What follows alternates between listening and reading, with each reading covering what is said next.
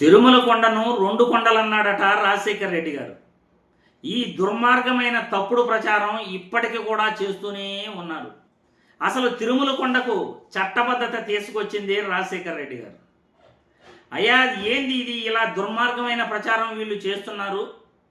తిరుమల కొండకు చట్టబద్ధత కల్పించండి, ఈ దుర్మార్గ ప్రచారానికి మనం ఫుల్ స్టాప్ పెట్టాలి అని రాజశేఖర్ రెడ్డి గారు 2007లో జూలై 2వ తేదీ ఆయన 2 జీవోలతో 746, 747 2 జీవోలతో తిరుమల దివ్యక్షేత్రంగా తిరుమలను నామకరణం చేయటం జరిగింది.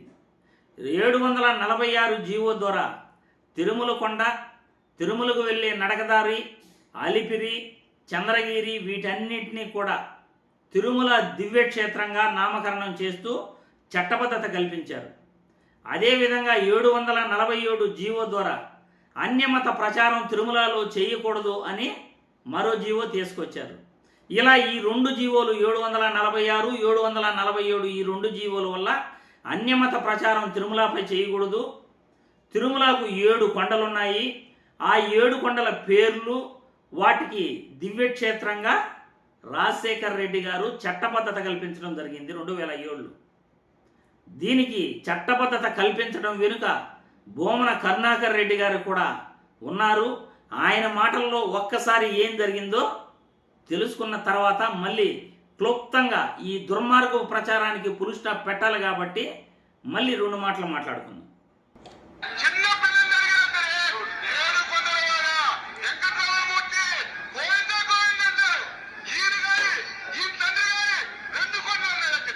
రాజశేఖర రెడ్డి గారు ముఖ్యమంత్రి అయిన వెంటనే ఆయన మీద ఈ క్రిస్టియానిటీ ముద్ర వేసి, ఆ తర్వాత నేను చైర్మన్ అయిన తర్వాత మరింతగా ఆ ప్రచారాన్ని ఉధృతం చేసే కార్యక్రమం చేశారు. సరిగ్గా ఆ సందర్భంలోనే రాజశేఖర రెడ్డి గారు 2 కొండలు అనే జీవో తెచ్చినాడని ఒక విష ప్రచారం మొదలైంది. జీవో 747746 2007 జూన్ 2వ తారీఖున నేను చైర్మన్ గా ఉన్నప్పుడే నేను, రమణాచారి గారు, సుబ్బారావు గారు, రాజశేఖర రెడ్డి గారు నలుగురము కూర్చొని చర్చించి ఆ రాజశేఖర రెడ్డి గారు వెంటనే దీన్ని జీవో ఇష్యూ చేయండి, ఏంది ఇది మన మీద ఇలాంటి పరికమాలను ప్రచారం చేస్తా అన్నారు అని ఆయన ముగ్గురితోనూ గద్గద స్వరంతో మాట్లాడి ఇప్పించినటువంటి జీవో అది.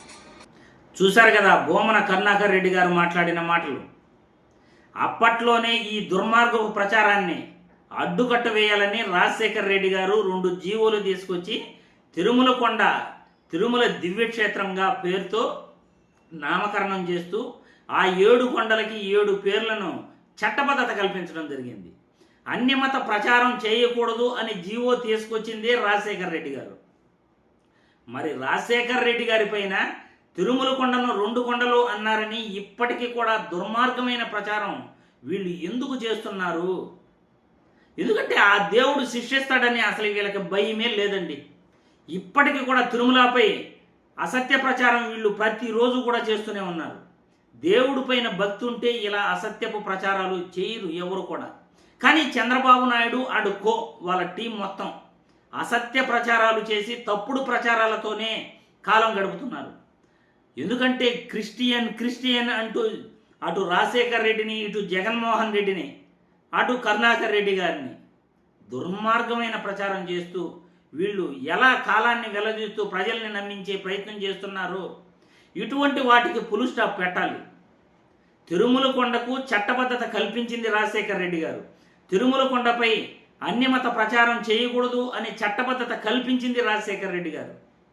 మరి అలా చట్టబద్ధత కల్పించిన వ్యక్తి, తిరుమల కొండ అన్యమత ప్రచారం చేయకూడదని ఒక చట్టం తీసుకొచ్చిన వ్యక్తి, ఆయనపైనే మీరు దుర్మార్గపు ప్రచారం చేస్తూ తిరుమల కొండను 2 కొండలు అని అన్నారని అంటున్నారంటే ఇంతకన్నా దుర్మార్గ ప్రచారం ఈ ప్రపంచంలో ఏది ఉండదు.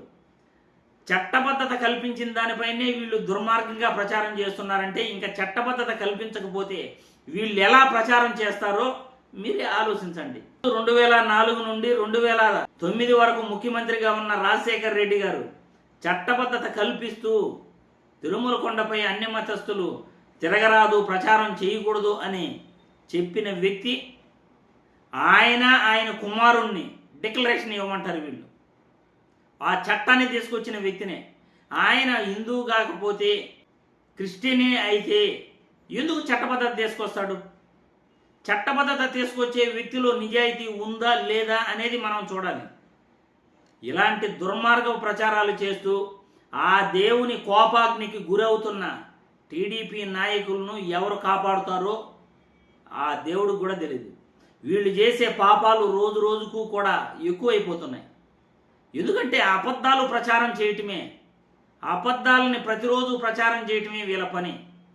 చట్టబద్ధత ఉన్న వాటిపైన కూడా తిరుమల కొండపైన వీళ్ళు దుర్మార్గం ప్రచారం చేస్తున్నారంటే ఇంతకన్నా అసలు చెప్పాల్సిందేమీ ఉండదు. ప్రజలే మీ అభిప్రాయాలను కామెంట్ల రూపంలో తెలియజేయాలని వీడియో ద్వారా కోరుతున్నాను.